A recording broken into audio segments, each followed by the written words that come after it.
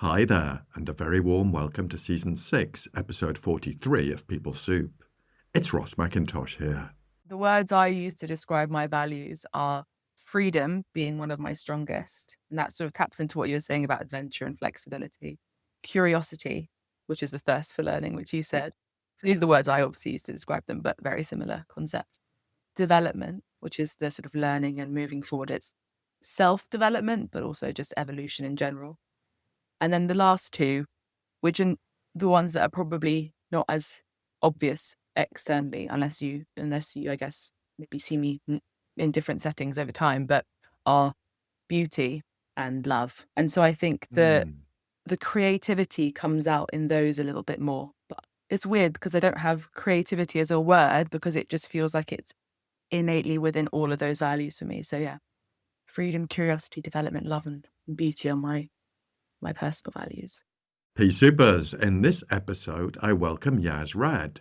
Yass is the founder of We Were Unpublished, a part-time consultant at Affinity Health at Work, and a PhD student researching perfectionism in the workplace and ACT interventions for well-being at City St George's, University of London. You'll hear Yass share pivotal moments from her academic and career journey, discussing her unique combination of interests in psychology and art. She reflects on her early work experiences, the challenges she faced, and how they led her back to academia. The conversation touches on her personal values, her creative pursuits, and her current research involving a 4-week online ACT training program for individuals struggling with perfectionism. In fact, P-Supers, there's an opportunity for you to take part in Yass's research. So if you feel you have perfectionistic tendencies, you might want to get involved.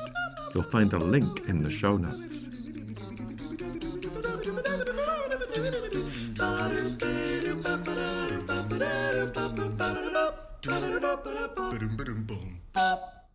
Thanks for tuning in, folks. People Soup is a podcast that mixes stories, science, and a sprinkle of daftness to explore what helps people thrive at work and beyond. Our mission is to give you the ingredients for a better work life through insights and stories grounded in behavioral science, especially acceptance and commitment therapy and other evidence-based approaches. Before we go on, let's take a quick scoot over to the news desk. Reviews are in for our last episode, which was called Navigating Life Transitions with Joe Oliver. Over on LinkedIn, Michael Phillips said, "Absolutely loved this session, Ross and Joe. Not only did you explain how Spanish people queue, which previously had eluded me, your open discussion about the challenges of moving to Spain helped me get out of pros and cons thinking and this versus that comparisons and back to tapping into what's valuable and important as I navigate my own transition from working in a small to a very large organization. Helpful to listen to for anyone navigating a work or personal transition." Well, thank you, Michael, for listening and for your reflections. We always welcome reviews, and as you've just heard, I tend to love sharing them with the P-Supers. Speaking of Joe Oliver, I am presenting 2 courses this year in collaboration with Contextual Consulting. The first is called Building Better Teams, where I'll present a practitioner approach to pro-social and ACT-based collaboration in a 3-hour workshop on the 11th of February, which happens to be the day this episode is published. If you miss the live session, fear not. It will be available on demand too. Collaboration and cooperation are the foundation of successful teams, but achieving them can often feel elusive. The pro-social approach offers a cutting-edge, evidence-based framework that integrates the principles of ACT, evolutionary science, and Elinor Ostrom's Nobel Prize-winning core design principles. I'll introduce you to the approach, my experience of using the approach, as recently as last week, and the core tools. The second is called Leading with Purpose, ACT Strategies for Resilient and Authentic Leadership. This one is over 3 sessions in May, and in it I'll introduce you to fresh and practical approaches to support leaders. I'll show you how key skills rooted in behavioral science can help them develop and sustain their authentic leadership style. These skills are designed to enhance resilience, focus, and effectiveness, while supporting leaders to navigate the pressures and complexities of modern workplaces with clarity and purpose. You'll find the details of both courses in the show notes or over on contextualconsulting.co.uk. So it's time to get a brew on and have a listen to part one of my chat with Yass Rad.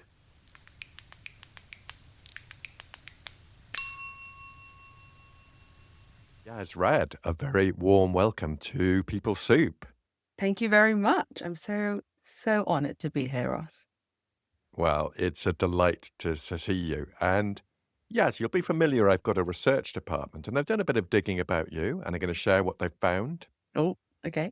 So it says here, Yass Rad is the founder of We Were Unpublished, a part-time consultant at Affinity Health at Work, and a part-time psychology PhD student at City St. George's University of London, researching perfectionism in the workplace, as well as ACT interventions for well-being within organizations. Now, me and Yass have a common thread because Yass's PhD supervisor is Paul Flexibabes Flaxman, friend of the show. Indeed, he is. How are we doing so far, Yass? Does this sound okay? Yeah, all great. One of the things we're going to talk about is one of your PhD papers, which we'll come on to shortly.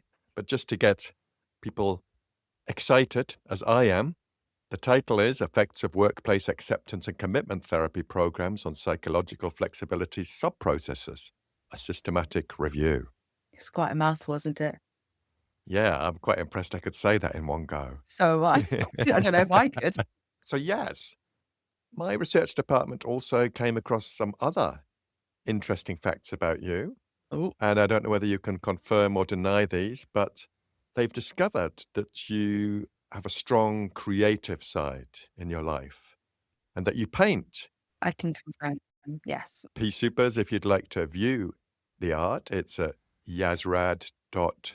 Com. And in a bit more of a deeper dive, they think that you won a poetry speaking competition in your younger years where you received a gold medal. Can you confirm or deny that? I can confirm, but I have no idea how they would have found out about that. Well, the roots of my research department run wide and deep. I see. Not in a kind of threatening spy-like manner, but just they're careful notices. I like it. So yes, I've introduced a little bit about you, but I wonder if you could talk to us about your career to date. Maybe tell us how it's evolved, how you've got to where you are now, and some of the pivotal moments along the way. Sure. It feels hard to know where to start, really. But for some reason, when I was thinking about pivotal moments, it brought me back to A levels, which is, I was very aware of the fact I was choosing a weird set of subjects, apparently, according to my teachers, because I was one of the few people that had split my mind between sciences and the arty world. So I had psychology, biology, which I loved, but then also art at A level, which I also loved. And then at AS, I don't know what they call them now, but I had English literature. So I loved, it felt very pivotal for me to be able to have that range at that point. And then I obviously went on and carried on into psychology, my undergrad. And I was going to say that felt pivotal. And it was great to learn about the foundations of psychology, I think. It was very purist, the course I did, and I loved it for it. I learned a lot about the sort of classic psychology. But the master's in organizational psychology at City St. George's really was a life-changing course for me, a big shift, because, yeah, it signified a sort of pre and post finding my niche that I liked. So I don't know, I could say a bit about how I got to study that potentially. Oh, yes, please. And it came to, obviously, I think like most people, my own personal experiences in the workplace after I had graduated as a fresh, bouncy undergrad. And I went off to the big city to find a job and ended up doing jobs that were not remotely psychology related. Just I thought I was done with psychology. I thought I'd studied my degree. I was ready to enter the working world and just find a job and earn some money and live my life. However, none of the jobs I was doing, for a variety of reasons, ever felt quite right. It might have been I was struggling, with the sort of the job itself, and maybe it wasn't so entertaining to me or wasn't feeding me how I needed it to. Obviously, some workplaces can be quite tough to be in. And so I was in some environments that felt a bit more challenging and depleted my mental health. And so I got constantly thinking as to why I was experiencing things seemingly so much harder than everyone else around me. Why was I struggling so much in these different jobs? And I was constantly reading about psychology and the workplace and people in the workplace and how they interact to try and understand my own experiences. And then I realized if all my joy and all the time I was spending outside of work was reading about about these things, and I was missing psychology, obviously, it made most sense Hmm. to go ahead and do a master's now that I found an area I was really interested in. So yeah. Then I found City St. George's because of their Centre for Excellence in Mindfulness. That's what I was loving then, was mindfulness. Thank you. Lots of curiosity now emerging in my head. I wonder how it was when you were doing your A levels. How accepting were the teachers of this mixture? I think honestly they were accepting of the mixture, although I was just made aware that it would have potentially been easier, maybe mentally, to choose sciences and maybe pick up a couple of extra sciences or the humanities and the arts, just because of the way your brain has to, I guess, split in the style. And obviously, most of my time was spent on art, even though probably 70% of my work that year was in the art department, and then the rest of it was on the other two subjects to get them through. Um, because that's just the nature of art, it just takes a lot of time. But they were accepting of it. I did have a conversation to try and convince them to let me do all four A levels to the bit. I didn't want to drop English, basically. But that, they said, that would not be a smart idea. And I should stick to the three subjects at A level and not overcommit. But I think that's become a trend in my life. And I'm interested in the roots of your art and your creativity. Is there a time in your life when you just realized, oh, this is a bit different from others? I'm continuing to draw or paint or create. I actually think that moment was last year. And so very Hmm. recent. And last year, I would say, was a pivotal moment. It was a few years, obviously, after post masters, and I'd been working in org psych, which I've been enjoying. And I almost had a little return to creative self last year, and realized how that is one of the things that I love the most and makes my approach mine. So I think that was actually more recent than you would have thought. Wow. Okay. So was there hiatus between a point after school and delving into the world of work? Yes, I think honestly for the past 10 years I've been very, I guess from the moment I left school really, I kind of lost touch with art. I still did it and I always found it would leak out. I would always find ways to be creative and create videos or draw and paint and try and come up with websites, and I've always done that, but it was more it would leak out. It felt like I couldn't not, whereas it was never something I put a lot of effort or energy into, except for when I felt out of control. And it's something I come back to for myself to sort of ground me in a sense of self, which is now what I've realized that's why it's a return to me. But I did spend less time on it for the past 10 years. And now, as of last year, I've realized that that creative inner child is having a tantrum and would like some more attention now that I've spent some time dedicating and obviously building my experience within sort of science and academia and work. So yeah, now's a good time to do a bit of both. I love the way it was a more of a recent return to self. I really like that expression. And I love the way you describe it as leaking out. Yeah, you can't. I mean, I couldn't. Maybe some people can, but I can't keep it in. It just finds its ways out. And now I feel if I'm a bit more intentional with it, it actually can grow into something that I, that can become more of a part of my life and can blend potentially all the areas into what I now see as my life's work, rather than what I had was loads of different elements to my life and things I did. Mm, It felt like creative self and research self were separate, whereas now I like to think of it all more holistically, which has helped a bit. thank you. And I'm curious about your decision to do the masters and your attraction to the Center of Excellence for Mindfulness. Tell me a bit more about how you decided you want to do organizational psychology, and tell me why it was City St. George's. So I think with my own experiences in the workplace, the area I landed on, which is obviously now, which I'm sure we'll get to, developed into my interest in ACT, but in my own experiences, before I had exposure to ACT, I was more exposed to mindfulness in terms of well-being support from an individual lens. And that's what I had sort of started cultivating the practice of in my own life. So I did some sort of silent meditation retreats and courses and things that I was trying to learn and see how that would help my own sort of well-being and mental health.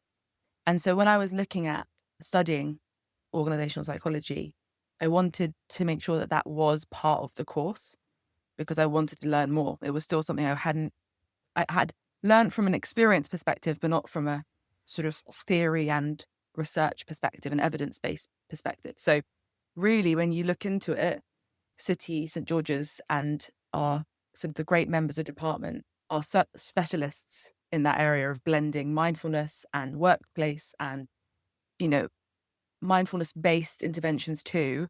And obviously now that's moved into ACT and other areas, but they're just such experts that I just wanted to learn from them and be able to go on that journey and hear their experiences and their learnings. So yeah, Mm, I like the only option really to me. yeah. So we're talking about people like Jutta Mm. Tobias Mortlock, yeah? Yes. Who's Yes. doing incredible things with mindfulness at the group level. And Yeah. anyone else? Well, obviously Paul Flaxman. I think for me it was Jutta and Paul that I had seen. I'd like sort of looked into their work online, and I was like in awe of the kind of work they were doing. And obviously, having been able to be the pleasure of being taught by them, I'm still in awe of the work they do. And Yutta's work in sort of mindfulness and leadership, the way she sees that work and how it all fits together, it's just still mind blowing to me every time I hear about it. And I mean, Paul's, I guess, work with using ACT and mindfulness within work settings has always been a source of inspiration for me to sort of see how he applies it with different Mm, people. totally agree. Thank you. Just curious about this time you had in the workplace. It sounds like it was in more than one organization, more than one sector, but it sounds quite turbulent. Is that fair to say? You found that transition from uni to work quite turbulent? Oh, definitely. Would you mind just expanding on that slightly? Yeah, sure. I definitely found it turbulent. Not at the very start, but Hmm. quickly after. It was a quick snap to it. And so yeah, it was. I had a couple different grad jobs, let's say. And Yeah. before this, I'd obviously had part-time jobs throughout all of school and university. So I'd experienced other work settings, which was also interesting because I had also experienced positive and negative experiences in retailers and the variety of random jobs you have growing up. But then in these full-time grad jobs, one was in a big corporate and then the next one was in a startup. And the roles were different too, because I guess when you come out, you're kind of you don't really know where you might want to specialize, if at all. You're kind of more of a generalist and you're just looking to work and learn on the job. And I'd say what I noticed was that there was pros and cons to both environments, whether it's a smaller startup or a bigger corporate. I met great people in both and sort of struggled with different things in both. And so I think I was looking to myself to say, is it me? Am I the problem? Because it's now a few different jobs that I'm struggling. What I was essentially thinking, what's wrong with me? Why can't I seem to Mm, be mentally well in the workplace? Because it would just deplete my confidence. I would feel anxious. And this is pre-COVID, obviously. So things like remote working didn't exist, but I would be in an office every single day. And I think that was an interesting experience too. But I did look inwards, and that's sort of where my initial interest in perfectionism came up. Because I was kind of starting to think maybe obviously there's factors within these work contexts that are not ideal for me, but it also might be something within me that's kind of rubbing the wrong way against this. So I was, what do I have control over sort of supporting myself with? And that's where I kind of landed. And so yeah, it was turbulent but very formative, and a lot of what I come back to for lived experiences from those experiences. I see some values so clearly. I wonder if I could share them with you to see if they kind of Please. resonate with you, because we talk about values a lot Mm. in ACT. We might not use the V word, but we do talk about values. And I see I tell you some I see here, yes. I see adventure, flexibility, creativity, this thirst for learning and self-reflection. Now that's Mm. just my observations on knowing you a bit, having presented at conferences with you, chatted to you, but also in this very conversation. Do any of those resonate with you, or how would you describe your own values? They resonate very well. Obviously, with values, we all know we use different words depending on what resonates for Of us. course. So, but you really obviously know me very well, Ross. I think, well, the words I use to describe my values are freedom being one of my strongest. And that sort of taps into what you were saying about adventure and flexibility, curiosity, which is the thirst for learning, which you said. So these are the words I obviously use to describe them, but very similar concepts. Development, which is the sort of learning and moving forward. It's self development, but also just evolution in general. And then the last two, which are the ones that are probably not as obvious externally, unless you, I guess, maybe see me in different settings over time, but are beauty and love. And so I think Hmm. the creativity comes out in those a little bit more. But it's weird because I don't have creativity as a word because it just feels like it's innately within all of those values for me. So yeah, freedom, curiosity, development, love, and beauty are my personal values. Thank you. And I just want to pause there and just reflect that for our listeners, just appreciate what Yaz did there. You really used your own words. And I think that's something really important about values. We need to make them our own and have a word that really resonates with us. And obviously, we can expand on that word and articulate it to what it means for us. But I think it speaks to the meaning behind these values and the deep personalization of them. So thank you so much for sharing those with us. Of course. Hmm. Yeah, they are deeply personal. And I think that's also how I've had the pleasure of being taught and sort of observed ACT from your work, Ross, and from Paul's work. And I feel like you both have always talked about the importance of them making sense for you as an individual and personalizing them so that they obviously they're your personal values, aren't they? So it really has, Hmm. I mean, been invaluable to have or to be aware of my core values because it made me realize actually looking back now on those jobs, to bring it back to those jobs, for example, I can see why I struggled because I felt like my freedom was taken away. I felt like I wasn't able to develop to a certain in the way I wanted to, for example. And so when I realized that the work setting that I was in at that point wasn't aligning to my values, and that might have been the tension. Sometimes it's just easy to recognize, whereas now in the places I've worked more recently, being aware of my values, it's easier to find a sort of match that feels comfortable. And so I've been very happy at work.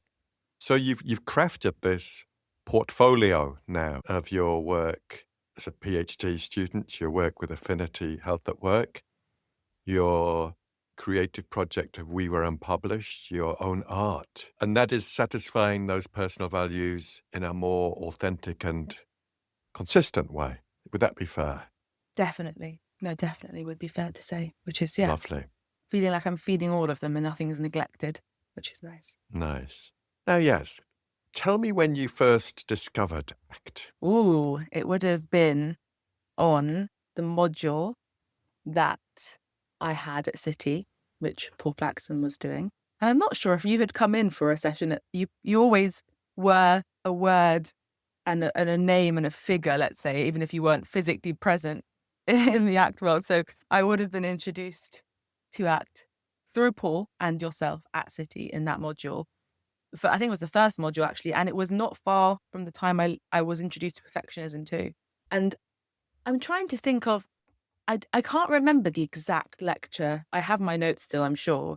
But I just really remember learning that it felt like mindfulness with some of the things that I saw such importance in, like values work. And I really resonated with how it felt and was a skills training rather than a meditation technique, let's say, that you would see more in mindfulness. And that stuck out to me and got me interested in it. But yeah, and both of your tones of voice being so soothing, which sounds so might not sound like important, but it experientially demonstrated how ACT interventions feel. Because in a way, by learning it, we were kind of going through an intervention in a way as well.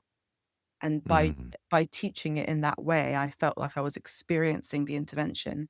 And so I really understood the value of it. thank you.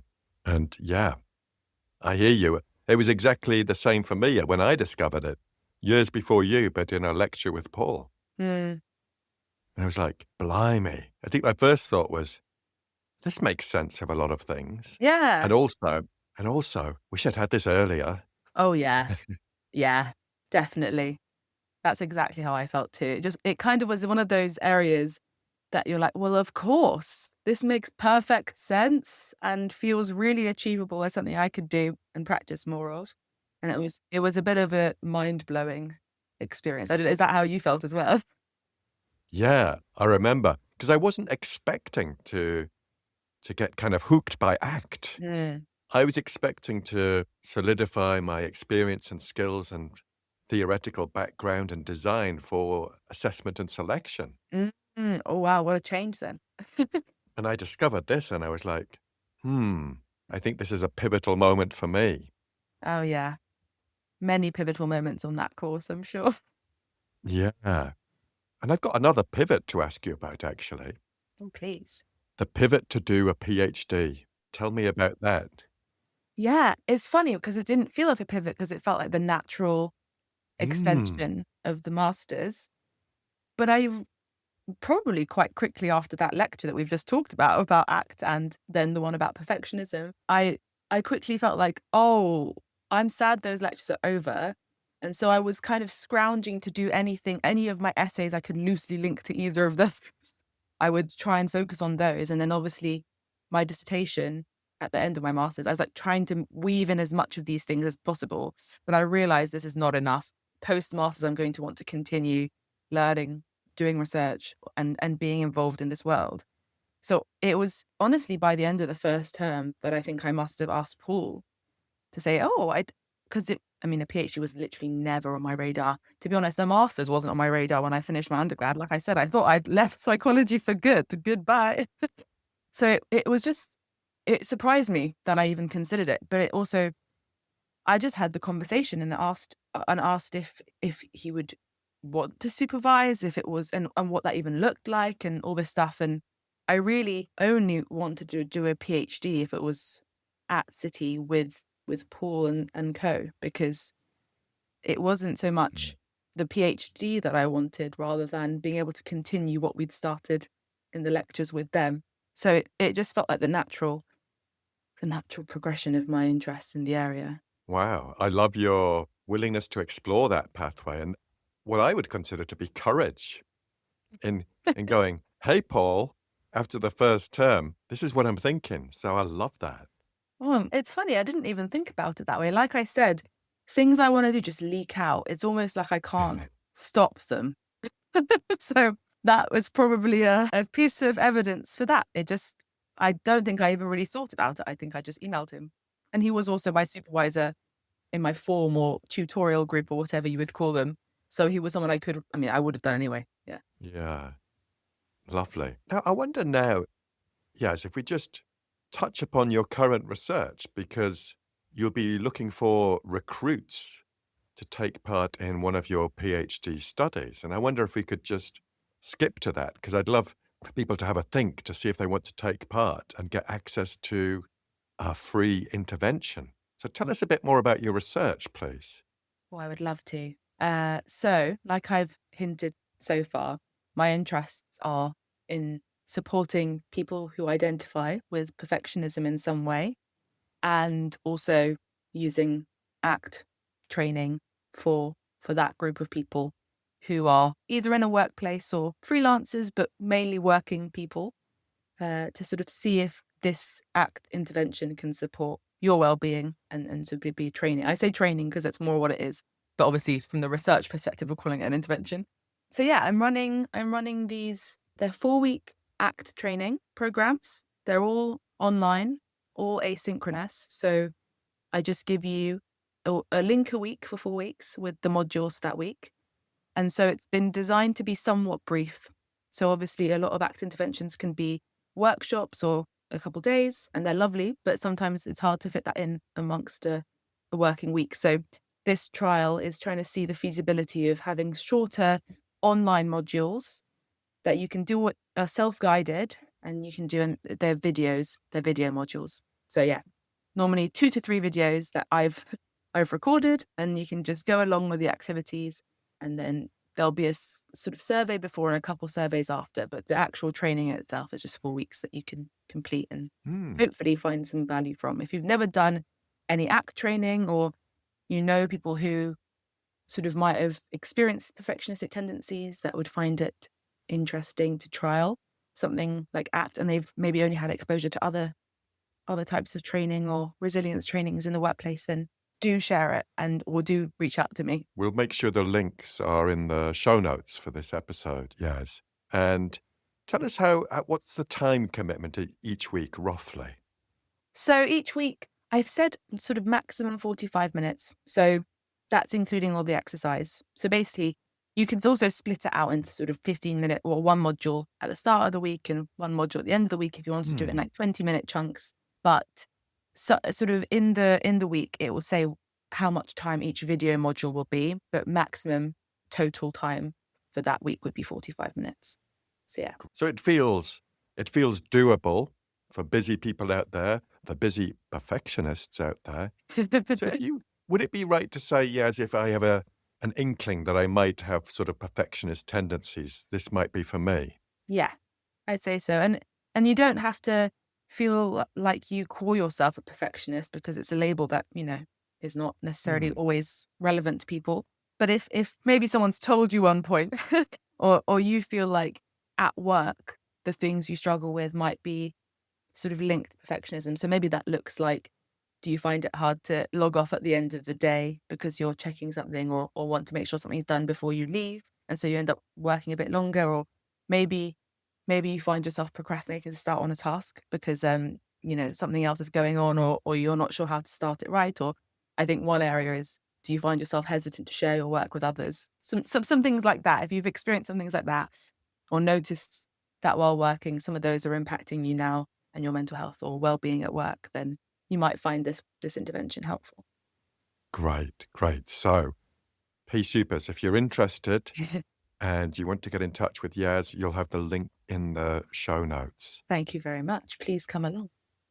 Yes. So, yes, just to finish off this personal reflection, thinking about Yaz, little Yaz at school, from where you are now, would you have any advice for Yaz at school? I do find this question hard. Do you find it as well? Because, the classic, well, I don't want to change anything because I'm happy with where I'm at and I don't want to, Yeah. So if I guess, you get some advice when you're younger, and I did get some great advice when I was younger, but the advice maybe I would give myself as a younger person would have been something along the lines of, don't really worry about coming across weird, or, a label that people might say, like, don't worry about the fact that what you're doing is kind of a bit chaotic at times to others, because it makes sense to you. And the one thing I wish I was a little bit unapologetically me a bit earlier on. But I don't know how you can have that without, I needed the experiences I had. But I think that sort of be weird, be okay being weird, and don't apologize for it. And sort of that would be the advice. Thank you. And I think that will resonate with many, and it's a lovely bit of role modeling for us as well. I try to remind myself about this every day as well. Well, I'm grateful. And imagine, if you will, that for the next maybe 3 or 4 weeks, whenever you entered a room, whether it's a virtual room or a real room or the supermarket or your house, that a song would play. Not forever, just for the next few weeks.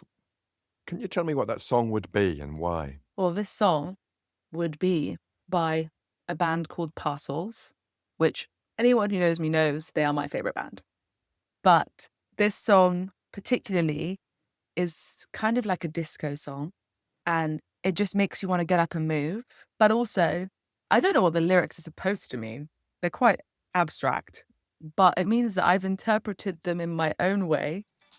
And the lyrics are essentially like someone saying, you should lighten up, and the person saying, I don't plan to.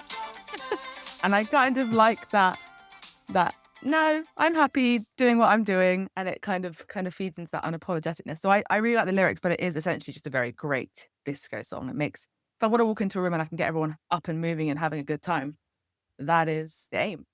Sold. Listen Love to it. it. Let me know what you think. I will indeed. I'll put it on my disco list. Oh yeah, please do. And invite me to the disco. Of course, I think we do need to find a discotheque to go to together. I agree. I'm quite big on 80s, I need to warn you. Super, super okay with that and very, very supportive of all 80s music. Thank you so much. I think that's part one.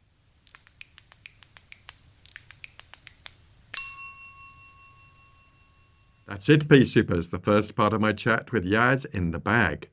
You'll find the show notes for this episode at peoplesoup.captivate.fm or wherever you get your podcasts. Now more than ever, you can help me reach more people with the special People Soup ingredients, stuff that could be really useful for them. So please, if you found this episode useful, do share it with people you know. And also, if you subscribe and drop us a review, it helps us get recognised in the podcast charts. Thanks to Andy Glenn for his spoon magic and Alex Engelberg for his vocals. But most of all, dear listener, thanks to you. Look after yourselves, Pea Supers, and bye for now. And the one thing I wish I was a little bit unapologetically me a bit earlier on.